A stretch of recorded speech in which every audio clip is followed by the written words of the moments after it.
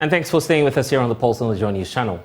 Let's stay on Parliament because the Trade Minister, K.T. Hammond, is making yet another attempt to pass his controversial legislative instrument, which will now restrict the importation of some 22 items. Minority in Parliament on 3 separate occasions blocked that bill or legislative piece from passing. And of course, K.T. Hammond, the minister, has been arguing that the passage of the bill is good, but the minority says it could breed corruption. Well, here's what K.T. Hammond had to tell Joy News about this imports restriction legislation and what government is seeking to achieve out of it. We are not, to the extent that we don't create famine in the country. How do you propose to do that? Well, exactly. So you see the committee that has been put together, Agriculture Ministry, Ministry, how many of them? You got a copy of this? Ministry, you have the Ministry of Agriculture, you have the Finance Ministry, you have the GRA, you have the Food and whatever, what called FDA. Yes, they are all there. Go to the page. They are all there. Including the associations like so AGI. All of them. And so there is this committee that meets and monitors food production in the country. So it's not a simple question of just sitting down one afternoon and determine that you can get a certificate or permit or not. No, the ministry is responsible, particularly Agric. There has been quite a lot of liaison between our ministry and Agric ministry before we came out with this. We thought through. If in the end, the committee through the Agric ministry tells us that there's a deficit, the deficit between production and consumption in the country is this much, so this much has to be imported, it will be allowed through. It's as simple as that. So what you're saying is you would allow imports, yes, so far as it doesn't create shortage locally? Absolutely. And of course, so far as also doesn't flood the system. So to the extent that there will be starvation in the country, we would ensure that the right quantity is allowed into the country. What we would not do, and repeatedly I'm making this point, is to simply get up and arbitrarily suggest that, well, we restricted the import of this, we have restricted. You might well say that the word restriction is a misnomer, and you might be right in saying that, because it doesn't seem to me that right from the word go, we're going to restrict to the extent that you may be tempted to equate a restriction to banning, but that won't be entirely accurate. We will be restricting, not in the context of banning, but restricting in the context of keeping an eye on it and making sure that at the same time the production at home is beginning to match our consumption. At a point when there is equilibrium somewhere, then the system will be looking at whether there's a need to continue with the importation. Well, the Vehicle and Asset Dealers Association and Union of Ghana say the import restriction will only create monopoly with a potential risk of breeding unemployment. Joining us via Zoom now is Frank Tanley Kufiga, Executive Secretary for the Vehicle and Asset Dealers Union, joining the conversation now. And of course, many of us are expecting that the Trade Minister will attempt yet again today to lay that legislative piece. There's no indication so far that he's shown up, because we're just watching the live images from Parliament where, of course, only the leadership appear to be present. Is that good news to you, knowing that at least the Trade Minister has not gone ahead to lay this before the House today again? And Kofi, we seem to be having some challenge hearing you. If you could just unmute and then we see if that's clear. Yes, loud and clear now. So the point about whether it's good news to you or not. Clearly, we've been watching keenly. For now, we think that until we get conclusions on this or finality on this, we are watching. We are yet to see whether K.T. Hammond, Honorable, can be able to lay this LI before Parliament, and if it will allow it to pass. In fact, you are hoping to make yet another, plea and intervention today, even before he heads to Parliament, and you issued a statement pointing out in that statement that this import restriction bill might lead to some sort of monopoly, and which you're pointing out very clearly, breeding possibly corruption. And then there's also the issue about unemployment. How bad is this policy likely to affect your operations? This policy in its entirety to our business is very bad. If you can indulge me, I'll give you a bit of a background from where we started. Listening to the Honorable Minister, respectively, he made the point that the restrictions are not to ban, the importation of these items. But if Ghanaians would know, in 2020, or remember, in 2020, the government introduced the ban on importation of used vehicles. We protested. We spoke with government, and by the grace of God, they were able to suspend it. Some portions of it were suspended. Now, they moved from the Customs Amendment Act 2020 to try to use standards board, to create the standardization of these vehicles and sort of paint the picture that the vehicles that we bring into the country are not worthy or are not roadworthy, or because of the damages, they are risk to pedestrians and the roads. That also fell flat. Now, if the Honorable Minister is telling us now, as vehicle and asset dealers or dealers in automobiles, that this is only a restriction, but somewhat not a means to ban the importation of used vehicles, we don't see where that lies. And I've put this question before all of these 6 unions and those of you within the automobile industry raising concerns about this airline. There's going to be a committee that will be set up, the regulation, all these airlines. You're clearly represented there, so you could make a case, isn't it? Where are we represented? Where in this are we represented? You're not? Not at all? We are not represented. How are we represented? Prior to this, we were not called. There was no, according to them, in their stakeholder engagement, we were represented. How are Vehicle and Asset Dealers Union represented there? We are the mother union. So where is Vehicle and Asset Dealers Union? How are we represented? We were not spoken to before this. We were not engaged before this. So how come we'll be engaged after this? We want to understand the rationale behind these restrictions. If we had sat around the table to have a conversation around it, we would have known that, the restriction would take a particular shape.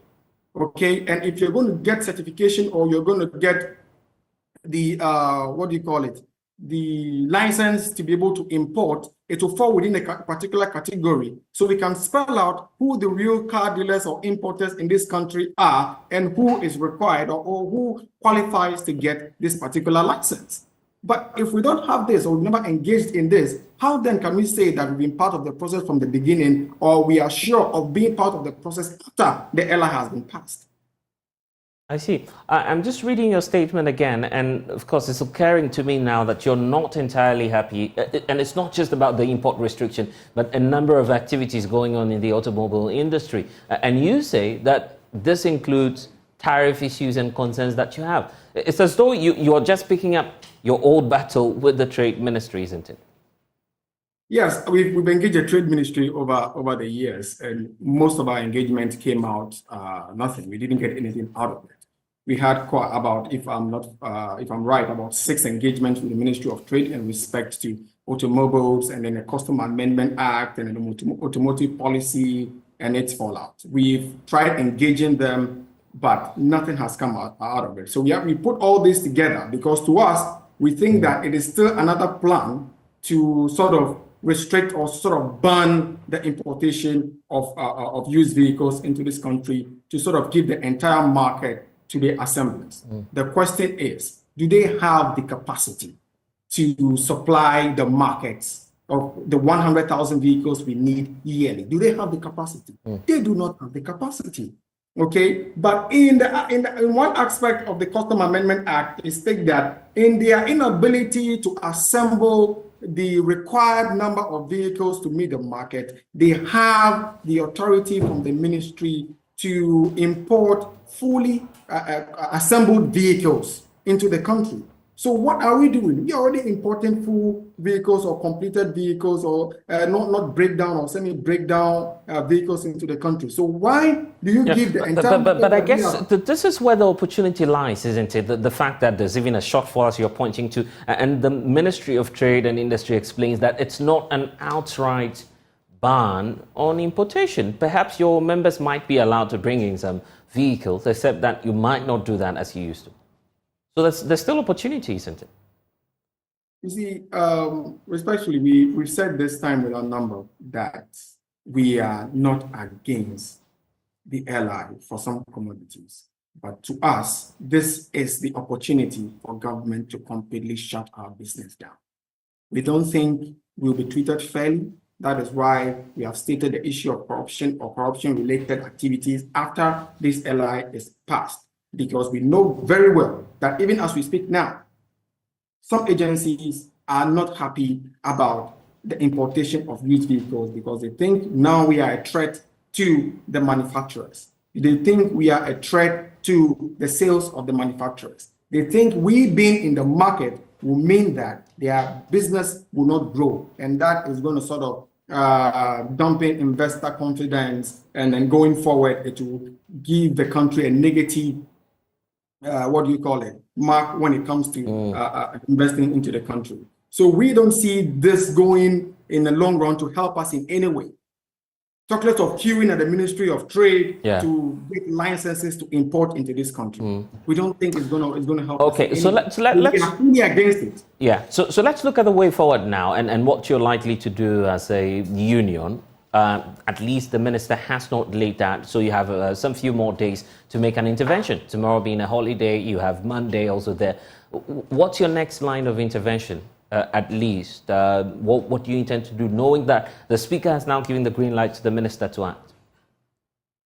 You know, after the minister was unsuccessful with laying the bill, we've tried everything possible to try and reach out to the ministry so that we can have a conversation around this. That has not come out successful. Okay, so we are still putting our calls through. We are still reaching out to people at the ministry, the directors, the assistant, and all that. But still, we've not been able to get in touch with anybody so far to be able to send our grievances across. So if the minister is not able to lay it today, I think it's another opportunity for us to still go back and engage them or find ways and means to try and engage them, so that we can see if there will be some definitions as to where we stand, and then what the licensing regime that they're putting in place will be, who it will affect, and then the benefits we can get out of it. Let's wrap up on the issue about cost, because that's what many of us are concerned about, what this would mean to the average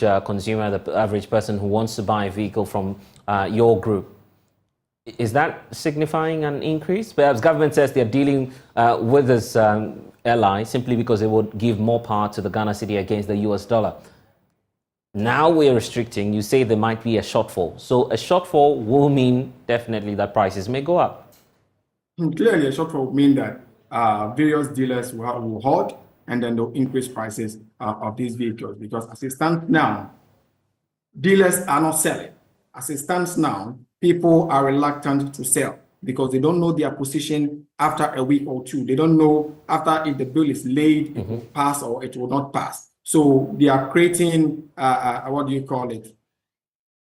intentional sale shortfall, so that we will sort of decide as to how we will release the vehicles into the market or hold it completely. Okay, as it stands right now, we are still indecisive as to what to do in respect to the goods we have at the port. We are indecisive as to what we are going to do with the goods we have in our garage. We are still meeting, we are still deliberating amongst ourselves as a union, and then we'll come out with the final position on this. But our consumers should know that clearly the prices of vehicles or motor vehicles, the ones that fall within the category, will go up dramatically. Anyway, such a bad time for those who want to buy new vehicles, perhaps for Christmas. But I'm grateful. Frank? Yes, Frank, you just want to land on that point briefly? Yes, it affects all the stakeholders within the value chain, because if we are no longer importing vehicles honestly speaking, the automobile mechanic has no business. The Abossey-Okai spare parts guys do not have any business, because I don't see the reason to go to Abossey-Okai to go and buy any spare parts to fix any vehicle. Or auto mechanics, you have electricians, you have key programmers, we have sprayers, we have panel beaters or bodyworks guys, and then all these guys. So the question is that, has the ministry thought of the fallout, the implication, the repercussion, the rippling effect of this particular restriction on other sectors or other dependents on automobile market? Have they thought of it clearly? And have they prepared well? And if they have prepared, what plan do they have for us? I see. There are over 7,000 automobile dealers and over 15,000 dependents on our markets. What is going to happen to them? Very interesting questions. And so once more, your appeal to government is? Our approach to government is to look through, to think through this. If possible, they should reverse it, or they shouldn't lay it at all. They should come, let's have a conversation, let's define it. And once it fits the situation, the economic situation we have now in the country, clearly we will back it. But for now, no, Ghana is not ready. Ghana is not prepared for such restrictions. It is bad. Anyway, it's such a pleasure speaking to you, Frank, and we wait to see what the decision of the Trade and Industry Ministry will be on this matter. But as it stands now, the Speaker of Parliament has given the green light to the Minister. We'll await what the outcome of that will be. And we have our men still in Parliament monitoring today's proceedings for us. I will bring you up to speed on that.